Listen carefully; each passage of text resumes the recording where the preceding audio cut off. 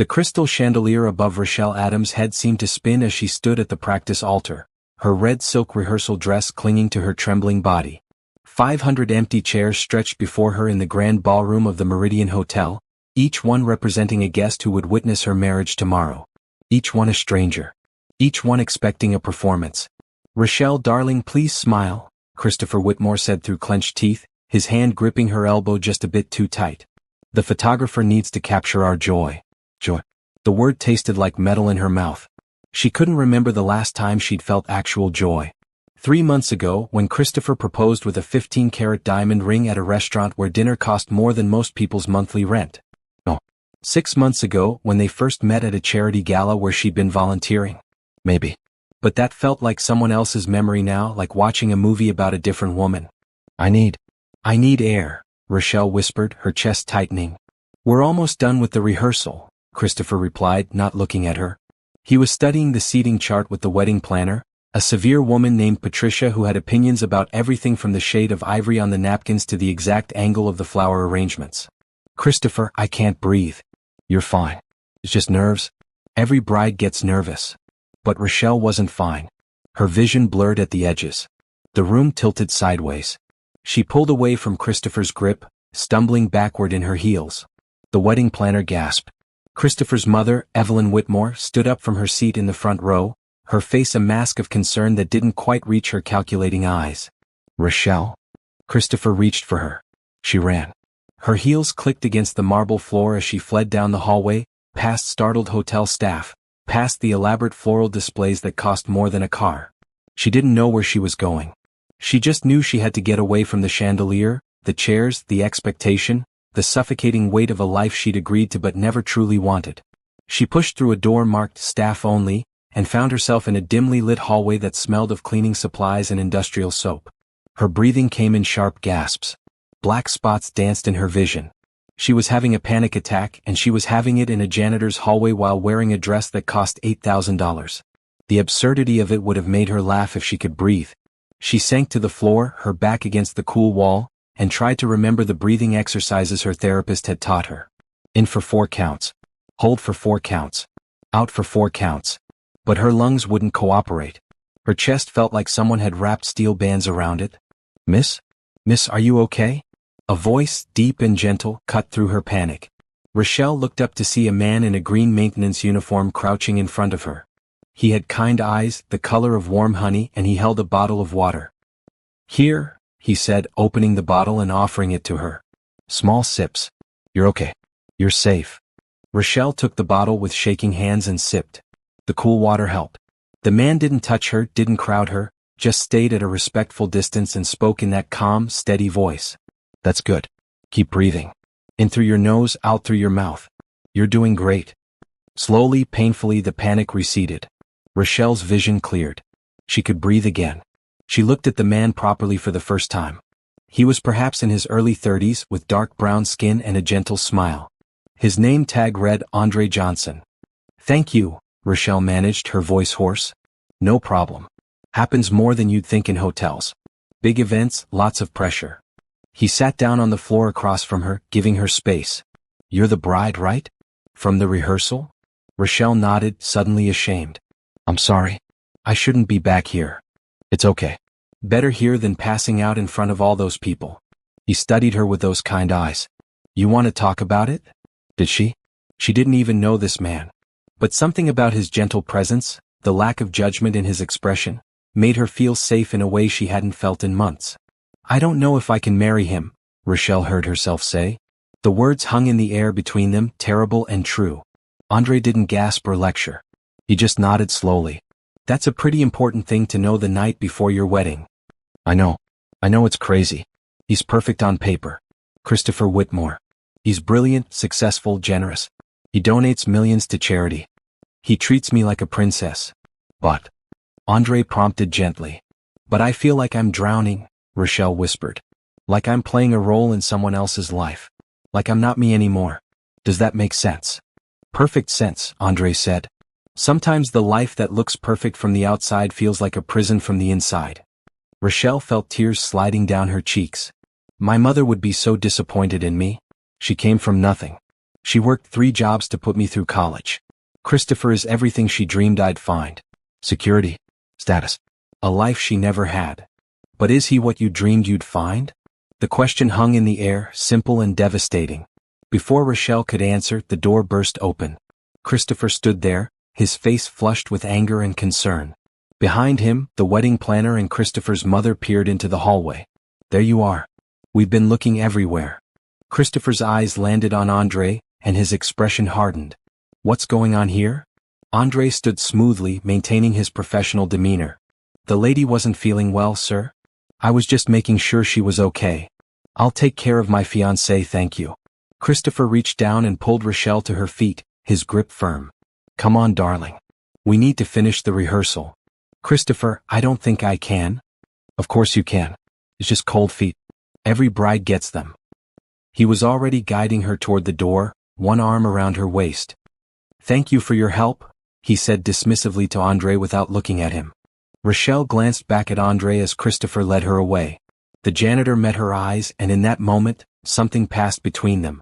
Understanding. Compassion. A recognition of truth.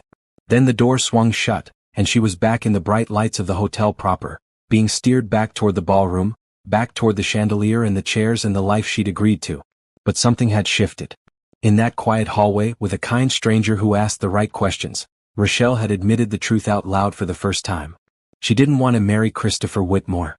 The question was, did she have the courage to do something about it? Have you ever felt trapped in a life that looked perfect from the outside but felt empty inside? Would you have the courage to walk away? Hit that subscribe button and drop a comment telling me what you would do in Rochelle's situation. Your thoughts matter to this community. Rochelle barely slept that night. She lay in the king-sized bed in Christopher's penthouse, staring at the ceiling, replaying the panic attack over and over.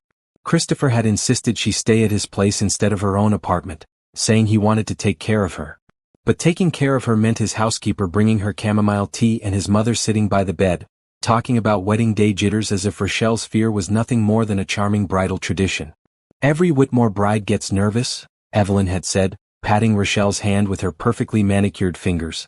I nearly fainted at my own wedding. But look how well everything turned out. Rochelle had nodded and smiled and played the role expected of her. But inside she was still in that hallway, still feeling like she couldn't breathe. At 3 a.m, she gave up on sleep. She slipped out of bed, careful not to wake Christopher in the guest room where he'd agreed to sleep separately, honoring the tradition of not seeing the bride before the wedding. She pulled on jeans and a blue sweater, grabbed her purse and left the penthouse. The doorman looked surprised to see her leaving at such an hour but didn't question her. That was the thing about being engaged to Christopher Whitmore. People didn't question. They just obeyed. Rochelle found herself walking through the empty city streets, the cool night air filling her lungs. She walked without direction, just moving, feeling her body remember how to exist without performance or expectation. And somehow, her feet carried her back to the Meridian Hotel. The lobby was quiet at this hour, just a night clerk reading behind the desk. Rochelle slipped past without being noticed and found herself in that same staff hallway from earlier. She wasn't sure what she was looking for until she heard the soft sound of music coming from an open supply closet. Andre was there, wiping down shelves while listening to something classical on a small radio. He looked up when her shadow fell across the doorway, and his face registered surprise, then concern. Couldn't sleep? He asked, turning down the music. I couldn't stop thinking, Rochelle admitted. About what you asked me. Andre gestured to an overturned bucket. Want to sit? It was absurd. She was sitting on a bucket in a janitor's closet at 3 a.m, the night before her wedding to a billionaire. But somehow, it felt more real than anything else in her life right now. Tell me about him, Andre said, continuing to organize supplies. Your fiancé. What's he really like? Rochelle considered the question. He's intelligent. Driven. He built his software company from nothing and sold it for billions before he was 30. He's generous with his money. He gives to causes he believes in. He wants to change the world. That's what he does, Andre observed. But who is he? The distinction stopped Rochelle cold. I don't know, she said slowly. We've been together for a year, but I don't really know who he is. We go to galas and fundraisers. We have dinner at expensive restaurants. We take pictures for his social media. But I don't know what makes him laugh, really laugh. I don't know what he's afraid of. I don't know what he dreams about. And does he know those things about you? No. The admission hurt. He knows the version of me that fits into his world. Rochelle Adams, the art teacher who volunteers at charity events. The girl with a good heart and a pretty face who'll look perfect in his family photos. But he doesn't know about the real me. Who's the real you? Andre asked, sitting down on another bucket across from her. Rochelle thought about it. I grew up in a small apartment with my mom. My dad left when I was 3. Mom worked constantly, but we were still always behind on bills. I learned to be grateful for anything, to not ask for too much, to make myself small and easy. When I got a scholarship to art school, I thought my life would change. And it did, but not the way I expected. How so? I discovered I was good at making art that rich people wanted to buy. Safe art. Pretty art. Art that matched their sofas. Rochelle laughed bitterly. I stopped making the art that mattered to me and started making the art that paid rent. And then I met Christopher at a charity event, and suddenly I had access to a world I'd only seen in magazines. My mother was so proud. All her sacrifice had paid off. Her daughter was going to marry a billionaire. But you're not happy, Andre said. It wasn't a question. I'm grateful, Rochelle corrected. There's a difference. Is there? Andre stood and pulled out a worn notebook from his locker. Can I show you something? He opened the notebook and Rochelle saw pages filled with handwriting. Notes, thoughts, sketches of ideas. I'm taking online classes, Andre explained. Getting my degree in social work. My mom struggled with addiction when I was growing up. Lost her job, lost our apartment, lost herself. The system failed her because no one saw her as a person, just as a problem. I want to help people the way I wished someone had helped her. That's beautiful, Rochelle said, meaning it. It's going to take me 3 more years to finish my degree while working full-time. I live in a studio apartment with furniture from thrift stores. I eat ramen more often than I'd like. But I wake up every morning knowing I'm building towards something that matters to me. He looked at her directly. Can you say the same? The question struck deep. Rochelle thought about her mornings in Christopher's penthouse, drinking coffee that cost more per cup than Andre probably spent on groceries in a week, staring out at a view of the city she barely saw anymore. No, she whispered. I can't. Then why are you marrying him? Because he's good to me. Because my mother will be secure. Because walking away would be ungrateful and foolish and what? And terrifying. Rochelle felt tears building again. What if I walk away and regret it? What if I'm throwing away the best thing that will ever happen to me? What if I'm just being selfish and stupid? Andre was quiet for a moment, choosing his words carefully. My mom used to say that comfort and happiness aren't the same thing. You can be comfortable in a cage, but that doesn't mean you should stay there. He paused. But I'm just a janitor. What do I know about your life? You're not just a janitor, Rochelle said firmly. You're someone who listens. Someone who asks real questions. Someone who sees me. She looked at her hands, at the massive engagement ring that suddenly felt like a weight.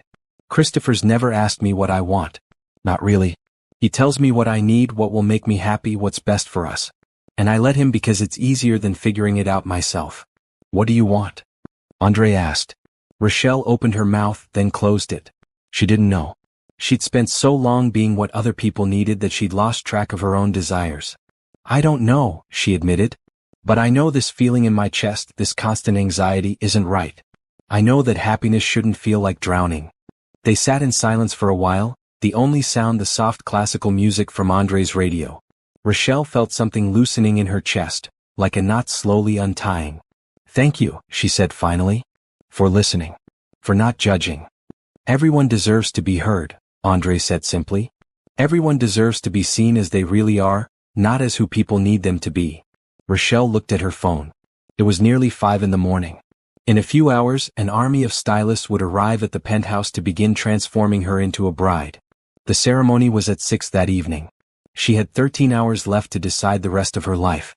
I should go, she said, standing. Will you be okay? Andre asked, genuine concern in his eyes. I don't know. But thank you for giving me a place to think clearly. As Rochelle walked back through the empty hotel, something had shifted. The question Andre asked echoed in her mind. What do you want? She had 13 hours to find the answer. The penthouse was chaos when Rochelle returned at 6 in the morning.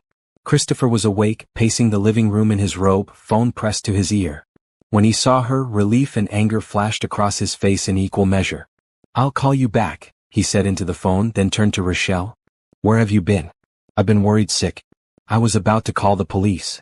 I went for a walk. I needed to clear my head. At 3 in the morning? Alone. Christopher crossed the room and gripped her shoulders. Rochelle, you can't do things like that. What if something had happened to you? What if someone recognized you and sold the story to the press? Do you know how that would look? There it was. Not concern for her safety, but concern for appearances. I'm fine, Rochelle said, pulling away gently. I just needed air. Christopher studied her face, then softened his expression. I know yesterday was overwhelming. I should have been more attentive to what you needed. But today is going to be perfect, I promise. Everything is arranged. All you need to do is relax and let people take care of you. Before Rochelle could respond, the doorbell rang. The styling team had arrived. Within minutes, the penthouse was transformed into a salon. Hair stylists, makeup artists, the dress designer, the wedding planner, photographers capturing every moment. Rochelle was seated in a chair and the transformation began. Her mother arrived an hour later, tears already streaming down her face. My baby girl, Donna Adams said, squeezing Rochelle's hand. Marrying a Whitmore. I can't believe it. Your father would be so proud if he could see you now. Rochelle doubted that. Her father had left because he couldn't handle the pressure of providing for a family. He'd chosen escape over responsibility. Was she doing the same thing by considering walking away? Mom, can we talk privately? Rochelle asked. Donna's smile faltered slightly. Of course, baby. She shooed the stylists away, and they retreated to the bedroom. What's wrong? Donna asked immediately. Please tell me you're not having second thoughts. What if I am? The words came out before Rochelle could stop them. Her mother's face went pale. Rochelle Adams, you listen to me. I didn't work myself to the bone for 20 years so you could throw away the opportunity of a lifetime. Christopher Whitmore is a good man. He loves you. He can give you everything. But what if I don't love him? The question hung between them like a bomb waiting to explode. Donna sat down heavily on the bed. Love. She laughed, but there was no humor in it. Baby, love doesn't pay bills. Love doesn't put food on the table. Love doesn't give you security. I loved your father, and where did that get me? Working 3 jobs and eating cereal for dinner so you could have a better life. I know, Mom. I know what you sacrificed. Do you? Donna's eyes were fierce. Do you really? Because from where I'm sitting, you're about to throw away a chance that girls like us never get. You're about to spit in the face of every struggle we went through. Rochelle felt like she was being torn in two. On one side, her mother's dreams, her mother's sacrifices, her mother's hopes. On the other, the echo of Andre's question. What do you want? I'm scared, Rochelle whispered. I'm scared I'm making a mistake either way. Donna's face softened slightly. She pulled Rochelle into a hug. Every bride is scared. But sometimes you have to choose security over butterflies. Sometimes you have to be smart instead of romantic.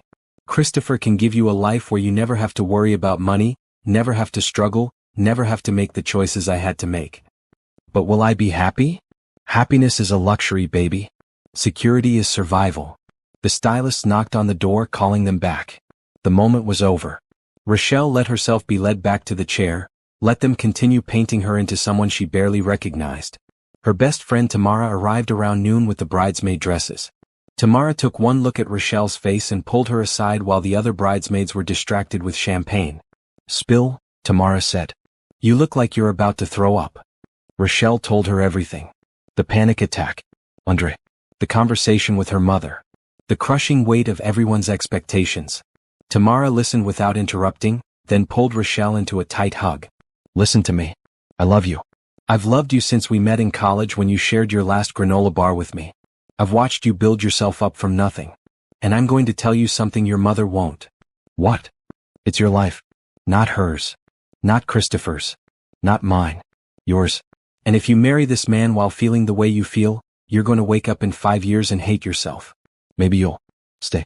Maybe you'll have kids and a beautiful house and designer clothes and everyone will think you have it all. But you'll know the truth.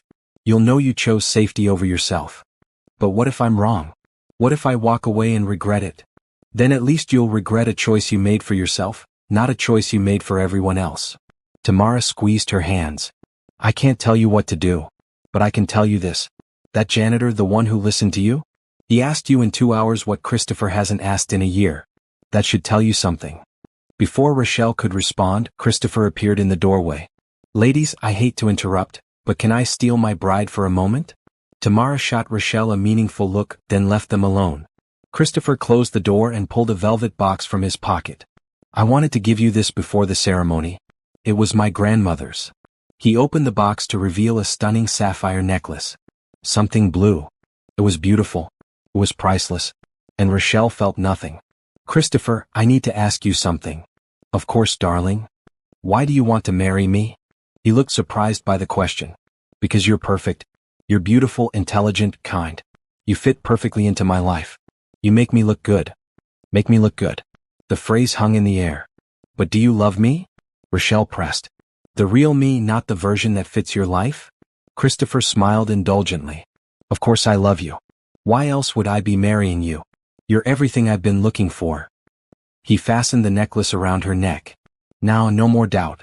In 6 hours, you'll be Mrs. Christopher Whitmore, and all this anxiety will seem silly.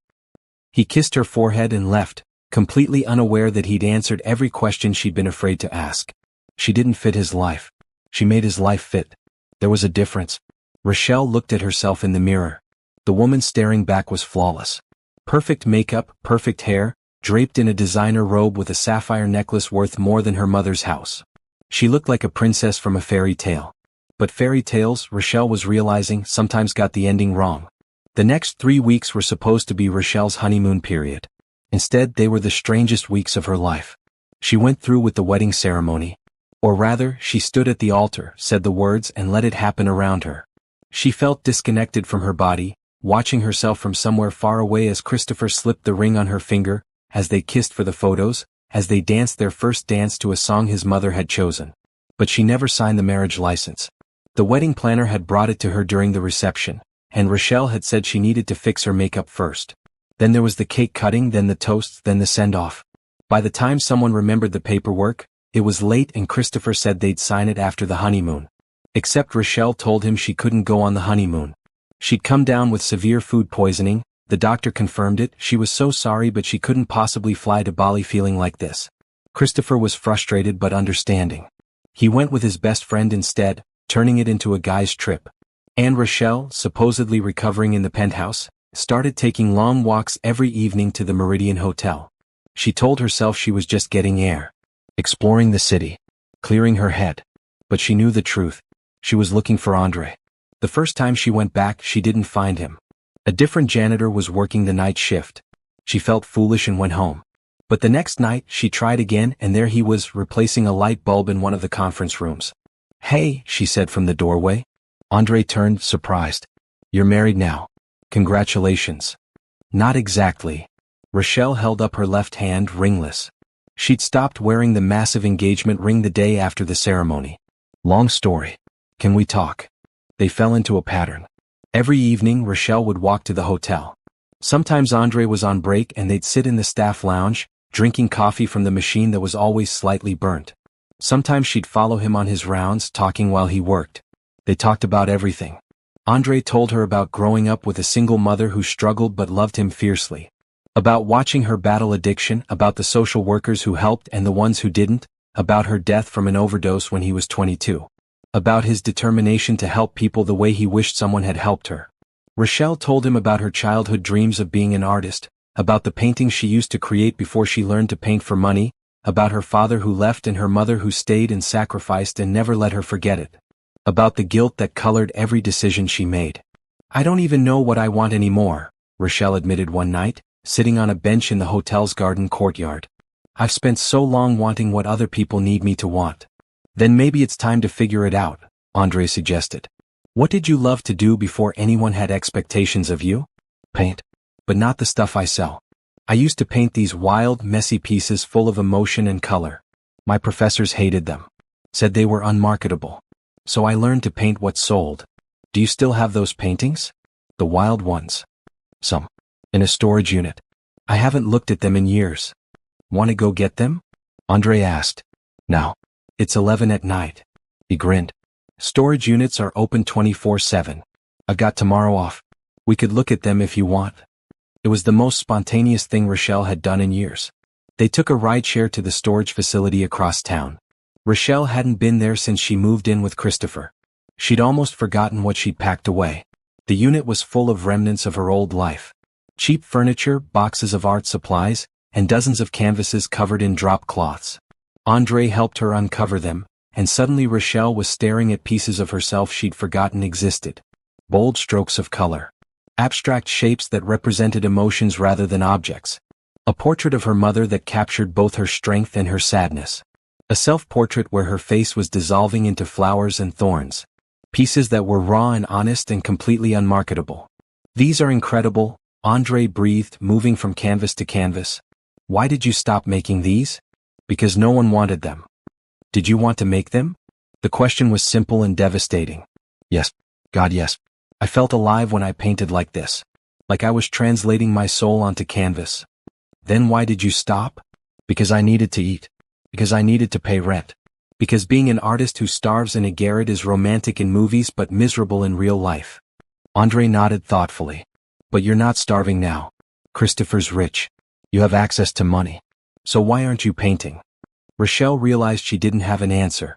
The excuse that had seemed so solid for years crumbled under gentle questioning. I'm scared, she finally admitted. What if I start painting again and it's not good? What if the part of me that made these is dead? What if I've lost it by ignoring it for so long? Only one way to find out, Andre said. He pulled out a canvas and found a box of old paints. Paint something. Right now. Here? In a storage unit? Why not? No one's watching.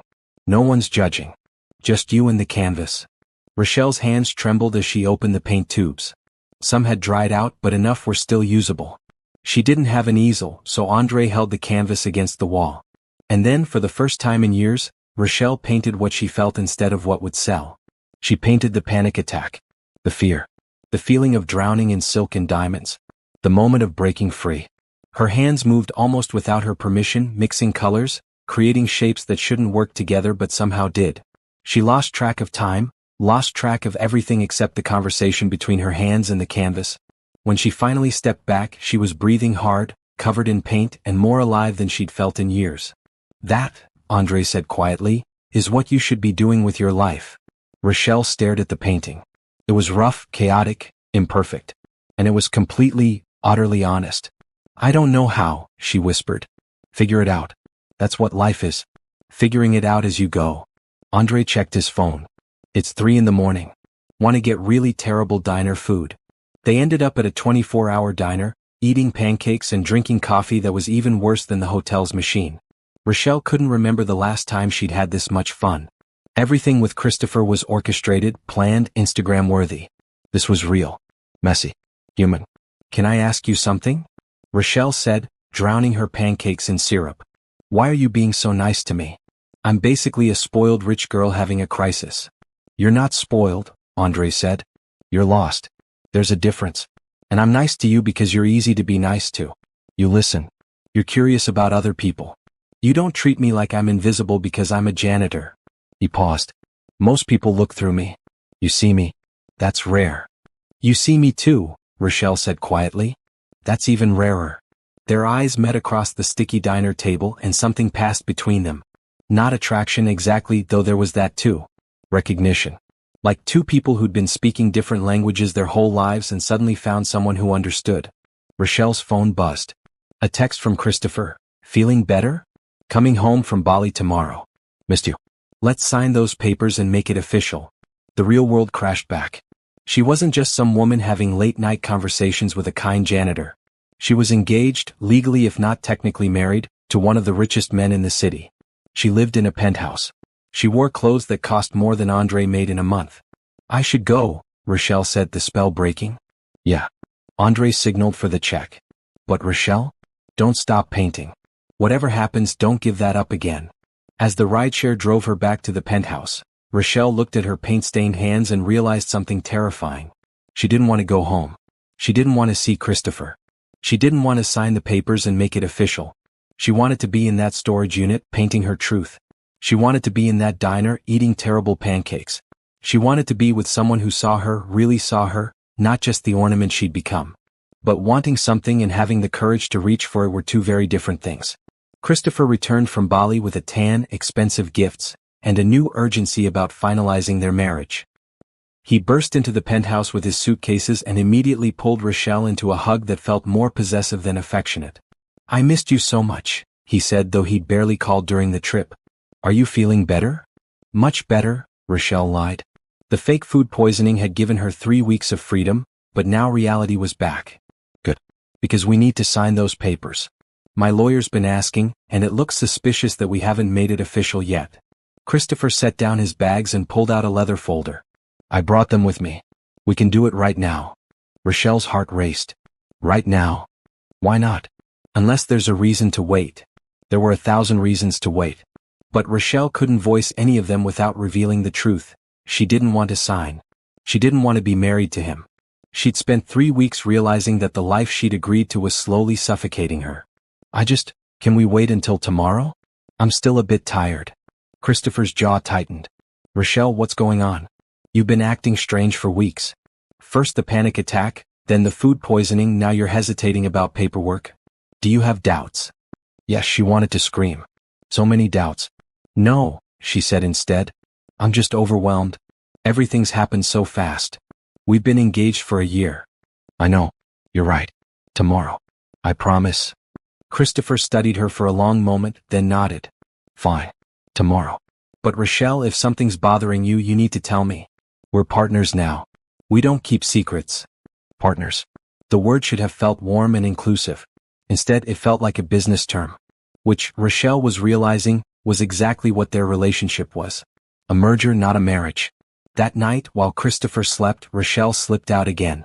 She knew it was risky, knew he might wake up and find her gone. But she needed to see Andre. Needed to talk to someone who didn't make her feel like she was crazy for having doubts. The hotel was quiet at 2 a.m. Andre was in the basement, sorting through supplies, his radio playing soft jazz. He looked up when she appeared, and concern immediately crossed his face. You okay? He's back. He wants me to sign the marriage papers tomorrow. Make it official. Rochelle sank onto a step, suddenly exhausted. I don't know what to do. Andre set down the box he was carrying and sat beside her, careful to maintain a respectful distance. What do you want to do? I want to not sign them. I want to walk away. But I don't know how. My mother will be devastated. Christopher will be humiliated. Everyone will say I'm crazy for leaving a billionaire. And maybe they're right. Maybe I am crazy. You're not crazy for wanting to be happy. But what if I'm never happy? What if this is as good as it gets? What if I walk away from Christopher and end up alone and miserable and wishing I'd been smart enough to appreciate what I had? That's fear talking, Andre said gently.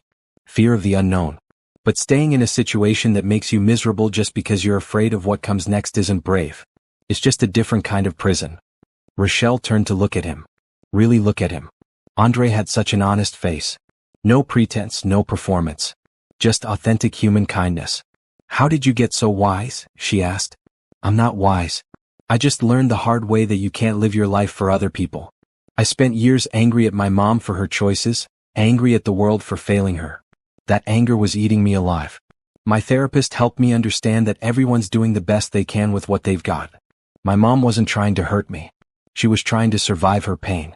Once I understood that, I could forgive her. And once I forgave her, I could start living for myself instead of for her memory.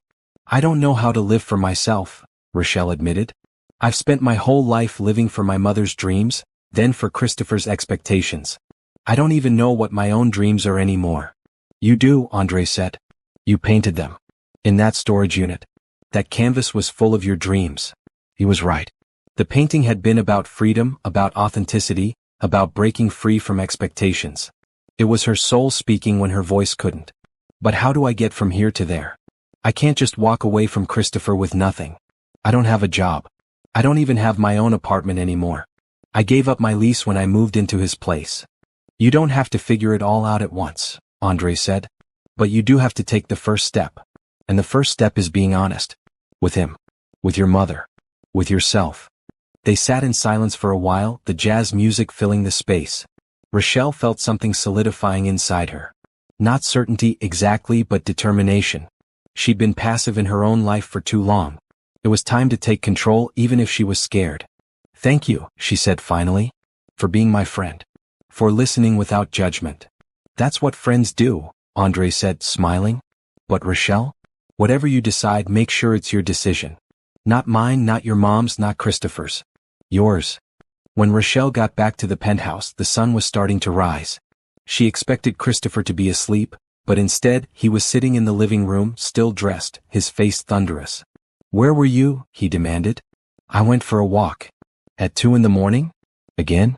Christopher stood, and for the first time Rochelle saw real anger in his eyes. "Who were you with?" "No one. I was just walking." "Don't lie to me." Christopher pulled out his phone and showed her something. A photo of her entering the Meridian Hotel. "I had a feeling something was going on. I hired someone to follow you. You've been going to that hotel almost every night. So I'll ask again, who were you with?" Rochelle felt her stomach drop. "You hired someone to follow me? Answer the question. Are you having an affair?" "No. I've been talking to a friend." "A friend? What friend?" "I know all your friends. His name is Andre. He works at the hotel. And before you jump to conclusions, we're just talking. That's it. He's been helping me think through some things." Christopher's face went from angry to incredulous. "You've been sneaking out at night to talk to a janitor? Are you serious?" The way he said janitor with such disdain made Rochelle's blood boil. "He's a person. A kind, thoughtful person who actually listens to me." "I listen to you." "No, you don't. You tell me what I need. You tell me what's best for me. You orchestrate my life like I'm a doll in your perfect dollhouse. But you never ask what I want. You never see me as anything other than an accessory to your life." The words came out in a rush, months of suppressed feelings pouring out. Christopher stepped back as if she'd slapped him. "I've given you everything," he said, his voice cold. "Anything you could possibly want. Except freedom. Except autonomy. Except the chance to be myself. This is ridiculous. You're being hysterical." "Don't call me hysterical. I'm being honest for the first time in this relationship." Christopher's face hardened. "Fine. If you want honesty, here it is. I'm going to my lawyer's office this morning. You have until noon to meet me there and sign those papers. If you don't show up, I'm calling off the wedding. The engagement will be over. You'll move out of my penthouse. And you'll be on your own." He grabbed his keys. "Noon, Rochelle. Make your choice." He left, and the door slammed behind him with a finality that echoed through the empty penthouse. Rochelle sank to the floor, her whole body shaking. This was it. The moment of truth. In 4 hours she had to decide the rest of her life. She pulled out her phone and called the one person who might understand. "Tamara? I need your help. Can you come over?" Tamara arrived 30 minutes later with coffee and tissues. She listened to the whole story, then hugged Rochelle tight. "You know what you need to do," Tamara said. "You've known for weeks. But what if I'm wrong? Then you'll be wrong. But at least you'll be free." At 11:30, Rochelle made her decision. She called Christopher's lawyer's office and left a message. Then she started packing. Tamara helped Rochelle pack her belongings into suitcases. It was strange how little of the penthouse actually belonged to her. Most of the clothes were gifts from Christopher. Most of the jewelry was his family's. Her actual possessions fit into 3 suitcases. Some clothes, her art supplies, photographs, books. "Where will you go?" Tamara asked, folding a blue sweater. "I don't know. I'll figure it out." Her phone rang. Christopher's mother. Rochelle let it go to voicemail. It rang again. Her own mother this time. She silenced it. At 11:45, with the suitcases packed and waiting by the door, Rochelle sat on the couch and let herself feel everything she'd been pushing down. Fear, relief, terror, freedom. They all mixed together in a cocktail of emotion that left her breathless. "You don't have to do this," Tamara said softly. "If you want to go to that lawyer's office and sign those papers, I'll support you. But I don't think you want to. And I think if you sign them, a part of you will die. Maybe not today, maybe not even this year. But eventually you'll wake up and realize you've lived your whole life for other people and never once for yourself." Rochelle nodded. Her friend was right. At noon she was supposed to be at the lawyer's office. Instead, she was in a rideshare heading away from the life she'd built and toward something unknown. Her phone exploded with calls and texts. Christopher. His mother. Her mother. The wedding planner. Everyone panicking because Rochelle wasn't where she was supposed to be, doing what she was supposed to do. She turned off her phone. Tamara had offered her guest room and Rochelle gratefully accepted. She spent the rest of the day in a daze, unpacking her few belongings, trying to process what she'd just done. That evening she finally turned her phone back on. Hundreds of messages waited. Most were variations of the same theme. How could you? What were you thinking? You've ruined everything. But there was one message that was different. From Andre. Heard through the hotel grapevine that you didn't show up to sign papers. Checking if you're okay. No pressure to respond. Just wanted you to know I'm thinking of you. Rochelle typed and deleted several responses before settling on, I'm okay. Scared but okay. Thank you for everything. His response came immediately, proud of you. That took real courage. Over the next 3 days, Rochelle existed in a strange limbo. She stayed at Tamara's, avoiding calls from her mother, deflecting texts from Christopher that ranged from angry to pleading. She'd made her choice, but she was still processing what that choice meant. On the 4th day, her mother showed up at Tamara's apartment. We need to talk, Donna said, her face a mask of barely controlled fury. Tamara disappeared into her bedroom, giving them privacy. Rochelle braced herself for the confrontation she'd been dreading. Do you have any idea what you've done? Donna started. Christopher is humiliated. His family is threatening legal action. The press is having a field day. And for what? So you can throw a tantrum like a spoiled child? It wasn't a tantrum, Mom.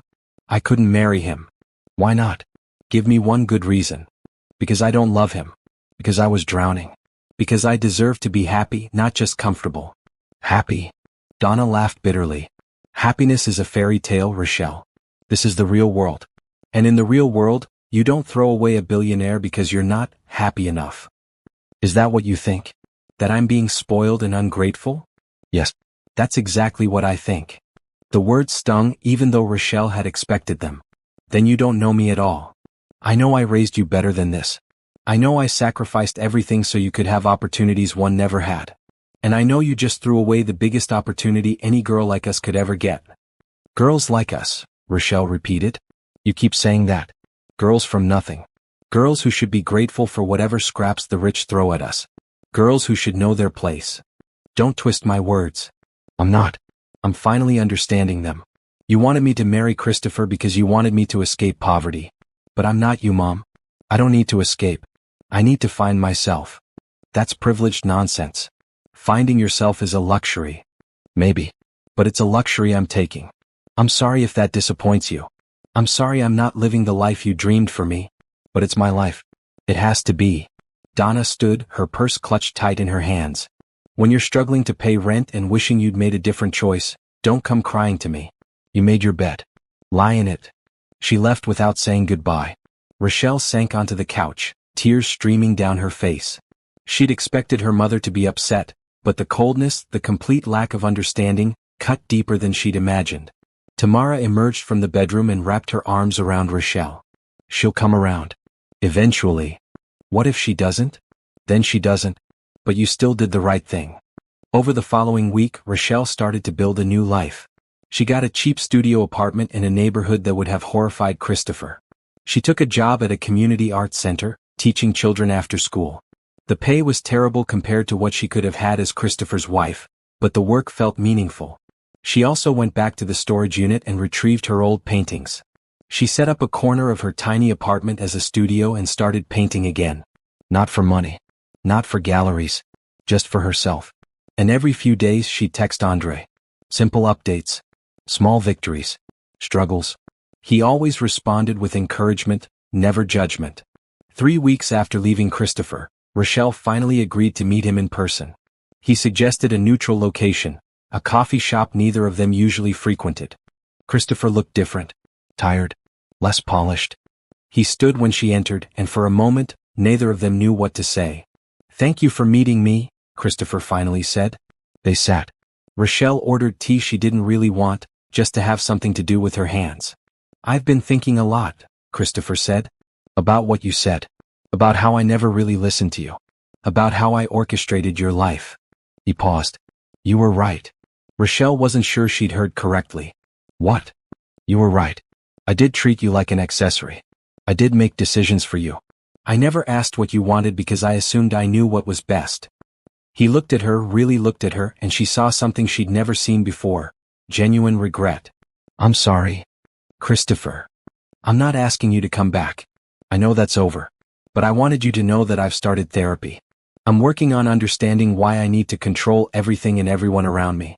And I wanted to apologize for my part in making you feel trapped. Rochelle felt tears building. This was the conversation she'd needed months ago. Thank you. That means more than you know. Can I ask you something? Christopher said. Are you happy? Now. Rochelle thought about her tiny apartment, her job that barely paid her bills, her mother who wasn't speaking to her. Then she thought about painting at 3 in the morning because she felt inspired, about her students at the art center who looked at her like she hung the moon, about the freedom to make her own choices, even when they were hard. "Yeah," she said. "I am." Christopher nodded. "Then I'm glad. You deserve to be happy." He paused. "For what it's worth, I think I'm going to be happier too.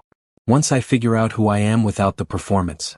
They talked for another hour, and for the first time since they'd met, they had a real conversation. No performance, no pretense. Just two people who'd realized they wanted different things. When they parted, Christopher hugged her. "Thank you for teaching me something important." "What's that?"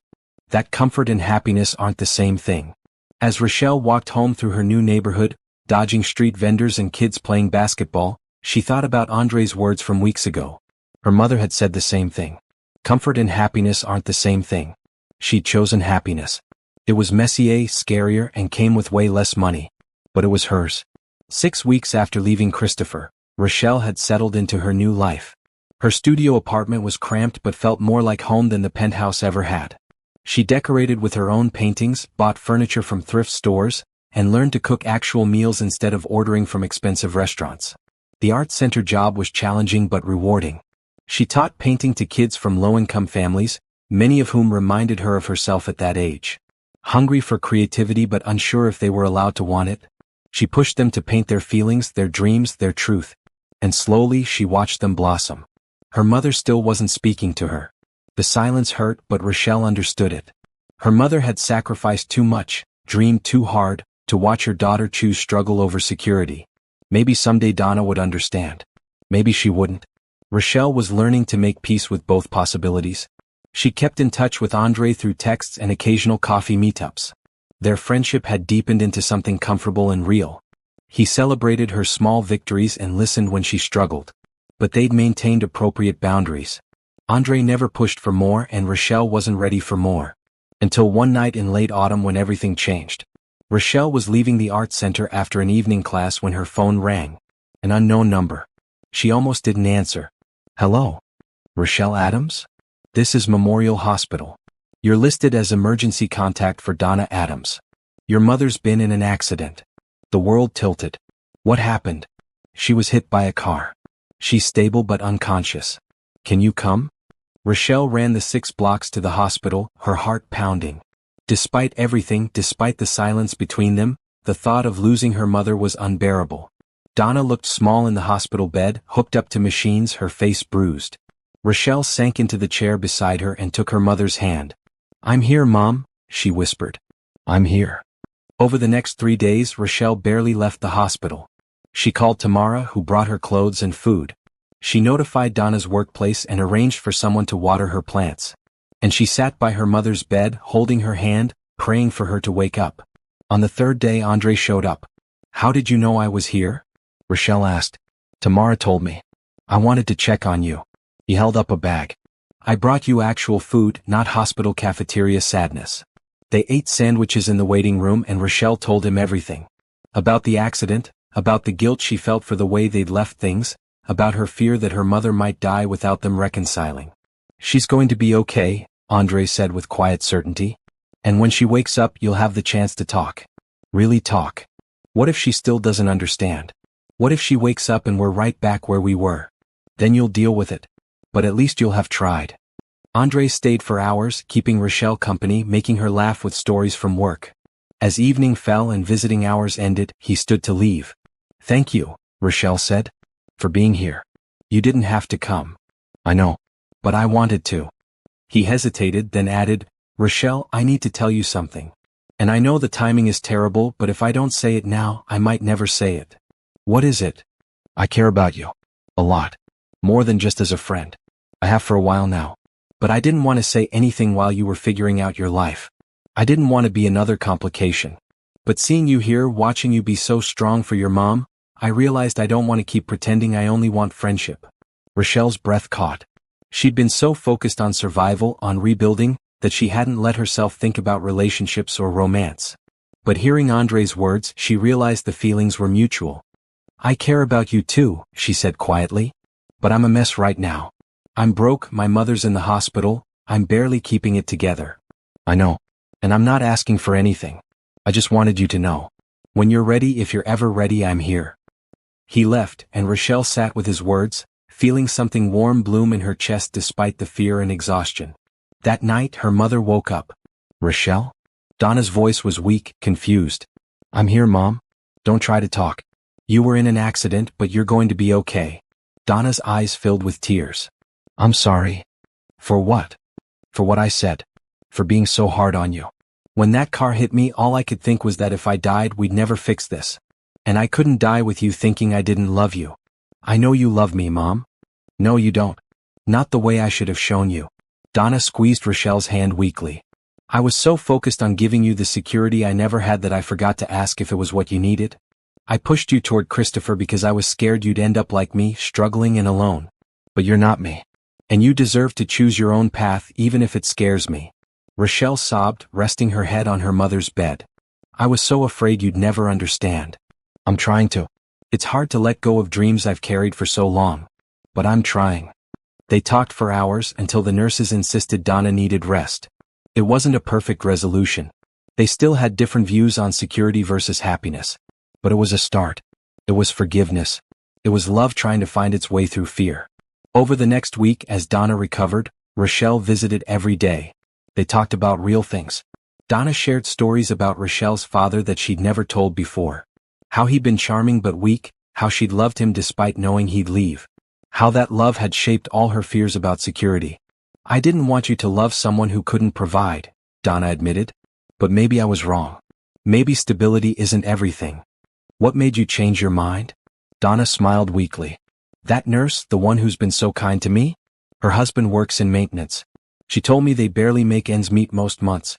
But the way she talks about him, the light in her eyes. That's something Christopher never put in yours. It was a small admission, but it meant everything.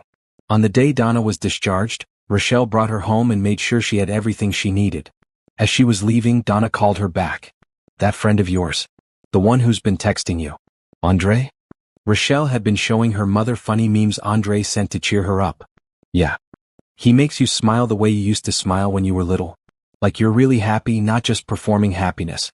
Don't let him slip away because you're scared. 2 days later, Rochelle called Andre. Can we meet? They met at a park, sitting on a bench overlooking a pond where ducks paddled in lazy circles. My mom woke up, Rochelle said. We talked. Really talked. And I realized something. What's that? I've been so focused on choosing between security and freedom that I forgot there might be a third option. Being secure enough to be free. Being free enough to be happy. And maybe, if I'm lucky, being with someone who sees me for who I really am.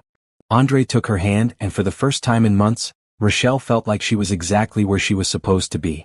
I'd like to try this, she said. If you still want to. I've wanted to since the first time you cried in that hallway, Andre admitted. But Rochelle, I need you to know what you're getting into. I'm still in school. I work as a janitor. I live in a tiny apartment and eat ramen for dinner more nights than not. I can't give you the life Christopher could. Good, Rochelle said. Because I don't want that life. I want this one. The messy, uncertain, real one. With you. He kissed her, soft and gentle, and Rochelle felt something she hadn't felt in years. Not just happiness. Hope. The next 6 months were a blur of change and growth. Rochelle moved into a slightly bigger apartment, still modest but with enough space for a proper art studio. She spent every spare moment painting, creating pieces that were raw and honest and completely unmarketable by conventional standards. She and Andre took things slow, building their relationship on a foundation of friendship and mutual respect. They had date nights at cheap restaurants and movie theaters showing second-run films. They cooked dinners in his tiny kitchen and took long walks through neighborhoods they couldn't afford to live in but enjoyed exploring. It was nothing like the luxury she'd had with Christopher, and it was infinitely better. Andre finished another semester of his social work degree, and Rochelle attended his online graduation ceremony, cheering from her laptop. He was halfway to his goal now, and his determination inspired her. The art center job remained fulfilling but didn't pay enough to live on comfortably. Rochelle took on extra work doing murals for local businesses and selling her safer pieces at weekend art markets. It was hustle and struggle, but it was hers. Her relationship with her mother improved slowly. Donna still worried about money and security, but she made an effort to understand Rochelle's choices. She even came to one of Rochelle's art center exhibitions, watching her daughter teach a class about abstract expressionism to a group of enthusiastic 10-year-olds. "You're good at this," Donna admitted afterward. "Really good. Those kids adore you." It was a small victory, but Rochelle treasured it. Then one Thursday evening, everything changed again. Rochelle was cleaning up after a class when the art center director, Mrs. Patterson, called her into the office. Rochelle's stomach dropped. Had she done something wrong? "Rochelle, sit down," Mrs. Patterson said, smiling. "I have some news." "Good news or bad news?" "Good news. Very good news. We've received a grant application. Someone wants to donate money to expand our programs. Specifically, they want to fund a full program of art classes for underprivileged youth.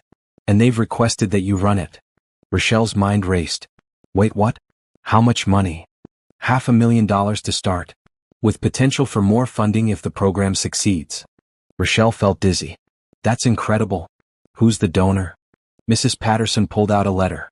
"Someone named Christopher Whitmore. Do you know him?" The room seemed to tilt. Christopher. After all these months, he was reaching out, not with demands or recriminations, but with help. Genuine, meaningful help. "I do know him," Rochelle said slowly, "but I don't understand why he'd do this. The letter says he wants to support programs that help people find their authentic path in life. He specifically mentioned your work with the children and how it represents the kind of community investment he wants to make." Mrs. Patterson leaned forward. "Rochelle, this is a huge opportunity. With this funding, we could double our class offerings, hire more teachers, maybe even open a second location. And he wants you to lead the initiative." That evening, Rochelle sat in her apartment, staring at her phone. She needed to call Christopher to thank him, to understand why he was doing this. But she was nervous. They'd parted on good terms months ago, but this felt different. This felt like something more. She called. "Rochelle," Christopher answered on the second ring. "I was wondering when I'd hear from you. You donated $500,000 to the art center. Why?" "Because I've been in therapy, like I told you. And I've been working on being less of a controlling person and more of someone who uses his resources to actually help people." He paused. "And because I saw a video of you teaching those kids. It was on the center's website. The way they looked at you, the joy in their faces. That's the real you. The one I never let flourish. I wanted to support that." "Christopher, this is incredibly generous, but I can't accept it if there are strings attached." "No strings. I promise. This is not about trying to win you back or control your life. This is about making amends. You showed me that I was living wrong. You had the courage to walk away from security to find yourself. That inspired me to do the same." "You walked away from security? You're a billionaire." Christopher laughed. "Not the money. The performance. I stopped doing things because they looked good and started doing things because they felt right. I'm actually happy now, Rochelle. For the first time in years. And I have you to thank for that. So thank you. And please accept the grant. Use it to help those kids the way you've helped yourself." Rochelle felt tears streaming down her face. "Thank you, Christopher. This means everything. You deserve it. You always did." After they hung up, Rochelle called Andre. "Can you come over? Something amazing just happened, and I need to tell you in person." 20 minutes later, they were sitting on her couch and she was telling him everything. About the grant, about Christopher's call, about the opportunity to expand the program she loved. "This is incredible," Andre said, pulling her into a hug. "You're going to change so many lives."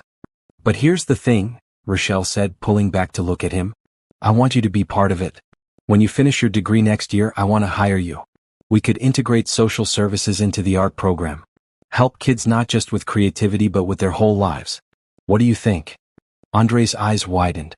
"You'd want to work together?" "More than anything. You inspired me to find my path. Let's build something meaningful together." He kissed her, and in that moment, Rochelle realized something profound. She'd started this journey thinking she had to choose between security and happiness, between practical love and real love, between other people's dreams and her own. But the truth was more complex. She didn't have to choose. She could build a life that was both stable and authentic, both practical and passionate, both independent and connected. It wouldn't be perfect. There would still be struggles and bills and complications. But it would be real. And it would be hers. Over the next few weeks, Rochelle worked with Mrs. Patterson to develop the new program. They hired 2 more teachers, expanded class offerings, and began outreach to schools in low-income neighborhoods. The response was overwhelming. Parents lined up to enroll their kids. Teachers praised the program. Local news covered the story. And in all the chaos and excitement, Rochelle kept painting. Her wild, emotional pieces that no gallery wanted. She painted them for herself as a reminder of where she'd come from and where she was going. One Saturday she was setting up at an art market when an older woman stopped at her booth. She spent a long time studying Rochelle's paintings, the abstract explosions of color and emotion. "These are extraordinary," the woman finally said. "They're so honest, so raw. Thank you. They're not for everyone. The best art never is." The woman pulled out a business card. "I run a gallery downtown. We specialize in contemporary emotional expressionism. Would you be interested in showing your work?" Rochelle stared at the card. "Seriously? Seriously? These pieces speak to something real. There's a market for authentic emotion, even if it's not the traditional market." The woman smiled. "Call me. Let's set up a show." After she left, Rochelle stood there in shock.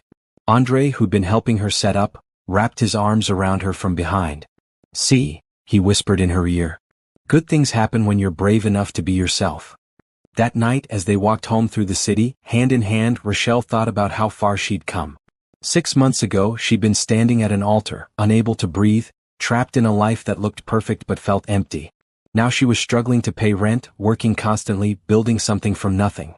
And she'd never been happier. The months flew by in a whirlwind of activity. Rochelle's art program expanded beyond anything she'd imagined. With Christopher's grant, they opened a satellite location in another underserved neighborhood. Enrollment tripled. Local businesses started sponsoring scholarships.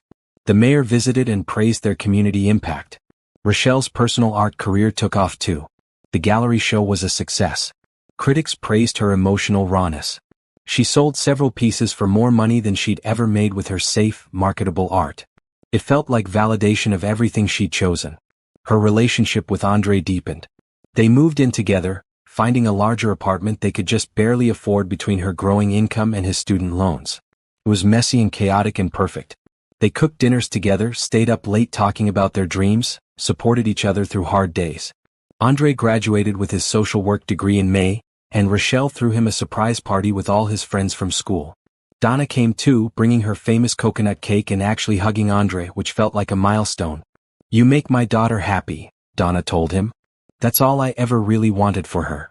The art center hired Andre as their first full-time social worker, integrating support services into the program. He worked with families, connecting them to resources, helping parents as much as their children. It was everything he dreamed of. Life was good. Better than good. Rochelle felt like she'd finally found her place in the world. Then one August afternoon she got a call from an unknown number. "Rochelle Adams? This is Patricia Monroe from Monroe Philanthropic Foundation. Do you have a moment?" Rochelle stepped outside the center, curious. "Sure, what's this about?" "We've been following your work with the Arts Center. Your program is exactly the kind of community-based initiative we support. We'd like to offer you a significant grant to expand your work. Specifically, we'd like to help you open your own independent art center." Rochelle's heart raced. "My own center? With full control over programming, staffing, and direction. We're talking about a 5-year grant of $2 million. We believe in investing in people who are making real differences in their communities." Rochelle nearly dropped her phone. $2 million. Her own center. Complete creative control. It was more than she'd ever dreamed possible. "I don't know what to say." "Say you'll consider it. We'll send you the full proposal. Look it over, discuss it with your team and let us know. We'd love to have you as a partner in this work." After the call ended, Rochelle stood on the sidewalk, trying to process what had just happened. A year ago, she'd been engaged to a billionaire, financially set for life. She'd walked away from that security to find herself. And now, through her own work and choices, she'd found a different kind of security. One she'd earned. One that felt meaningful. She called Andre immediately. "Can you meet me at the coffee shop? Something incredible just happened." An hour later they were sitting in their favorite booth and she was telling him everything. Andre listened, his expression moving from surprise to pride to something more complicated. "This is amazing," he said, taking her hands. "You deserve this. You've worked so hard. We've worked hard. I couldn't have done this without you. Still, this is your achievement. Your dream." He paused. "But I have to ask, what does this mean for us? For the center where we work now?" Rochelle had been thinking about that. "I don't want to leave the center high and dry. But this grant would let me do so much more. We could serve more communities, develop better programs, pay teachers actual living wages. And I want you to be my partner in it. Co-director. Full equal say in how we run things. Rochelle, that's your dream. I can't. It's our dream. Don't you see? We've been building toward this together. Your social work expertise, my art background. We make a good team. Andre smiled, but she could see the wheels turning. Let me think about it. This is huge, and I want to make sure we're making the right choice for the right reasons. That evening, Rochelle called her mother to share the news. Donna listened, then said something that surprised Rochelle. I'm proud of you, baby. Not because of the money, but because you found your purpose. You took a risk and it paid off. That takes courage I'm not sure I ever had. Mom, you had plenty of courage. You raised me alone, worked multiple jobs, never gave up. That was necessity, not courage. What you did, walking away from Christopher, building this life from scratch, that's different. That's choosing to be brave. It was the most profound compliment her mother had ever given her. 2 weeks later, as Rochelle was reviewing the grant proposal with Andre and Mrs. Patterson from the Current Center, someone knocked on the door. Rochelle looked up to see Christopher standing there, looking slightly uncomfortable. I'm sorry to interrupt, he said. Can I talk to you for a minute, Rochelle? They stepped outside. Christopher looked different from when she'd seen him last. More relaxed. Genuinely happy. I heard about the Monroe Foundation grant. Congratulations. Thank you. And thank you again for your original grant. None of this would have happened without your support. Actually, I need to tell you something. Christopher looked sheepish. The Monroe Foundation grant? I recommended you for it. I sit on their board now. I've been trying to use my money and influence to actually help people, and your work is exactly what we should be supporting. Rochelle stared at him. You did this? Not entirely. They investigated your work independently. But yes, I brought your program to their attention. I hope that's okay. Okay? Christopher, this is going to change everything. But I don't understand. Why do you keep helping me? Christopher was quiet for a moment. Because you changed my life. You showed me that money and success don't mean anything if you're not living authentically. After you left, I started really examining my life. I was miserable, Rochelle. Rich and successful and absolutely miserable. So I started over. New therapist, new priorities, new life. I stopped trying to control everything and started actually living. He gestured behind him to the parking lot where a woman with warm brown skin and kind eyes waited by a car. That's my girlfriend, Angela. She's a public defender. Makes probably 1% of what I make. But she's real, she challenges me, and I'm actually happy for the first time in my life. Rochelle looked at the woman, who waved shyly. She's beautiful. Inside and out. Like you are. You deserve this grant, Rochelle. You deserve success that you built yourself, not success someone handed you. Christopher held out his hand. No hard feelings about how things ended? No hard feelings, Rochelle said, shaking his hand. I'm genuinely happy for you, Christopher. And thank you. For everything. After he left, Rochelle sat on the steps of the center trying to process everything. The grant, Christopher's involvement, the way life had circled back around. A year ago, she'd run from this man's wealth. Now, through his help and her own work, she was creating something more valuable than money. She was creating meaning. Andre came out and sat beside her. You okay? Better than okay. Ready? Ready for what? To say yes to the grant. To start our own center. To build something amazing together. She took his hand. Are you with me? Andre kissed her forehead. Always. That night, Rochelle drafted the acceptance letter. Then she pulled out a canvas and painted. Not the emotional abstract she'd become known for, but something different. A portrait of herself, standing at a crossroads, paths stretching in all directions, all of them bright with possibility. She titled it, The Choice. Not the choice between security and freedom, but the choice to keep choosing. To keep being brave. To keep building a life that mattered. 1 year later, Rochelle stood in front of a building that still took her breath away. The Arts and Community Wellness Center occupied a renovated warehouse in a neighborhood that had been overlooked for decades. The brick exterior was painted with a massive mural created by the kids from the program, an explosion of color and hope that could be seen from blocks away. Inside, the space was divided into art studios, counseling rooms, a computer lab, and a community gathering space. Every wall held artwork from program participants. Music drifted from somewhere, someone practicing piano. Laughter echoed from the youth room where teenagers worked on a collaborative sculpture. It was everything Rochelle had dreamed of and more. 5 minutes until the ceremony starts, Andre said, appearing at her side. He wore a green shirt and looked nervous. He always got nervous before public speaking. You're going to do great, Rochelle assured him, straightening his collar. The grand opening ceremony was packed. Community members, local politicians, donors, press, and most importantly the families they served.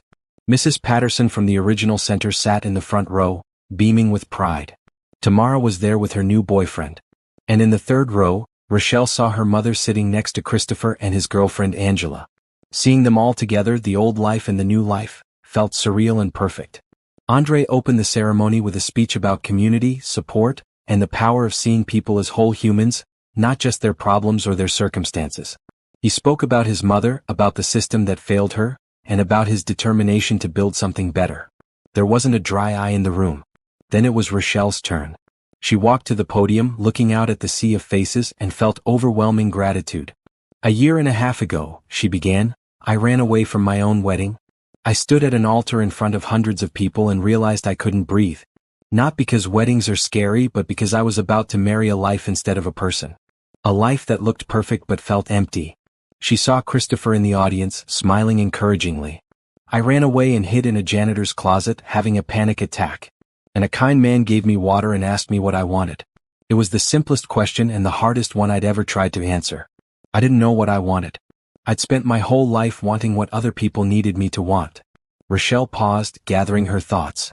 "This center exists because I finally learned to answer that question. I wanted to create something meaningful. I wanted to help kids discover their authentic selves before the world told them who they should be. I wanted to prove that security and passion don't have to be opposites." She gestured around the space. "This building represents a lot of things. Art, community, support. But most of all, it represents choice. The choice to be brave. The choice to be yourself. The choice to build something that matters." Rochelle looked directly at her mother. "My mom taught me that security is survival. And she was right. But she also taught me, eventually, that surviving isn't the same as living. You can do both. You should do both. And that's what we're trying to teach here." After the speeches, they cut the ribbon and opened the doors. The community poured through, exploring the space, signing up for classes, meeting staff. Rochelle moved through the crowd, hugging students, thanking donors, answering questions. She was exhausted and exhilarated. Her mother found her in a quiet moment, pulling her aside. "I need to tell you something," Donna said, her eyes wet. "I was wrong. About Christopher, about security, about what you needed. Watching you now, seeing what you've built, I realize you were right to run. You were right to choose this path. And I'm sorry I made you feel like you couldn't." Rochelle hugged her mother tight. "You were doing your best with what you knew. We both were. You're so much braver than I ever was. I'm proud of you, baby. So proud." Christopher approached with Angela. "Incredible turnout. You should be proud." "I am. Thank you again for everything. For the original grant, for the recommendation to the Monroe Foundation, for believing in this vision." "Thank you," Christopher said, "for showing me what real success looks like. It's not money in the bank. It's this."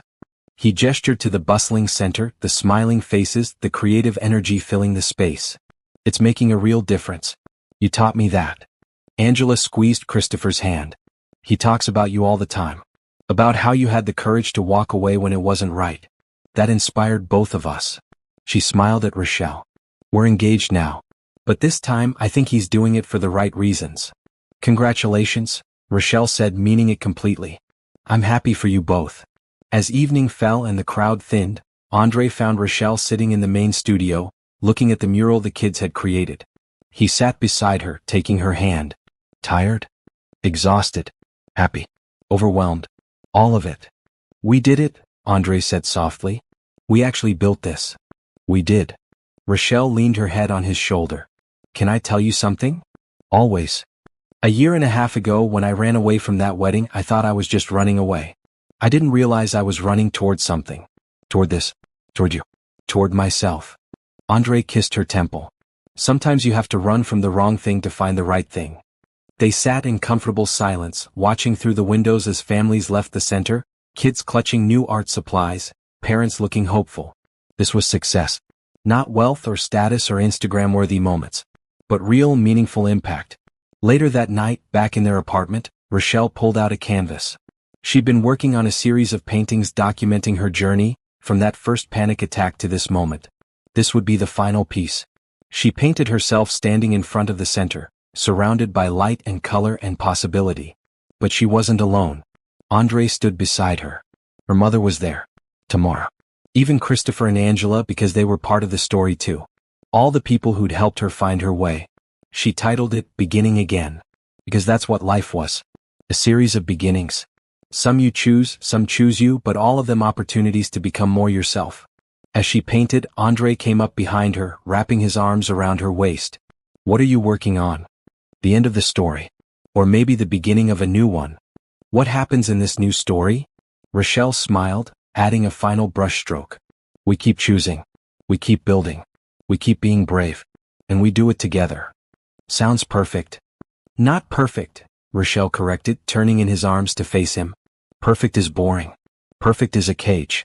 Real is messy and complicated and sometimes really hard. But it's ours. And that's better than perfect. Andre kissed her, soft and sweet and full of promise. Outside, the city hummed with life.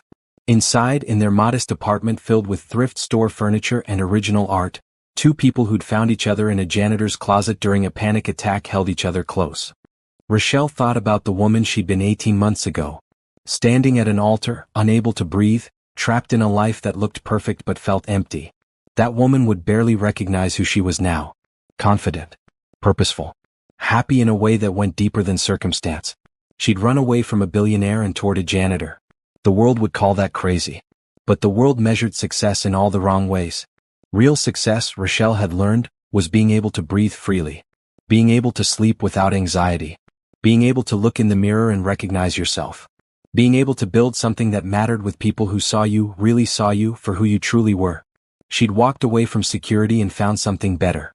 She'd walked away from a fairy tale and found something real. And she'd do it again in a heartbeat. 6 months later, on a quiet Saturday morning, Andre made breakfast while Rochelle painted in her studio corner. The radio played soft jazz. Sun streamed through the windows of their apartment, which they'd finally decorated the way they wanted, with art on every wall and plants on every surface. Andre's phone rang. After a brief conversation, he hung up with a strange expression. That was interesting, he said. What? Remember that family we've been working with at the center? The Johnsons? Dad lost his job, Mom's dealing with depression, kids were acting out. Of course. How are they? Dad just got hired at a tech company. Good job, benefits, the works. Mom's in therapy and doing better. And the daughter just got accepted to a summer art intensive on full scholarship. Andre's eyes were bright. They called to say thank you. They said our center saved their family. Rochelle felt tears prick her eyes. That's what it's all about. Yeah. Andre pulled her close.